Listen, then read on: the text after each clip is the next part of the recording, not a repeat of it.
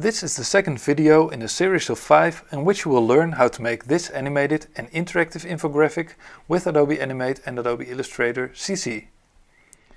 In the previous video we've imported an Adobe Illustrator file into Adobe Animate. In this video you'll make your first object move. We'll first start with this cloud.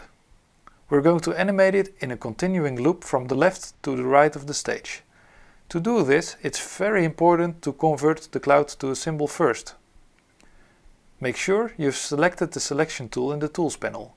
When you've done that, you can select the cloud on the stage, right-click and choose Convert to Symbol. I'll name the symbol Cloud and then click OK. Now we've got a symbol, we can start animating it. Because I want to animate the cloud from the left to the right, I'll first move it to the start position, outside the stage. To make a continuing loop, you've got to go to the cloud symbol's own timeline. This is almost the same principle as the isolation mode in Adobe Illustrator. To go to this timeline, double-click on the cloud.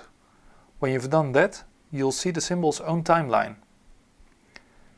To make the symbol move, we've got to create a motion tween first. Right-click the cloud and then create motion tween. Animate now asks to convert this cloud to a symbol again.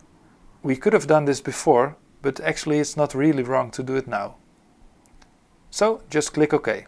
Note that the timeline has now been changed because Animate has added a motion tween to your timeline. This motion tween is an animation of 1 second, but nothing happens yet.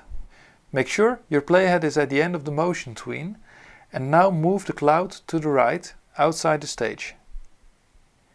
Animate has now made an animation. Press Enter to view it.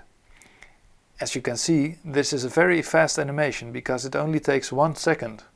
We can change this by making the motion tween a lot longer by dragging it all the way to 16 seconds.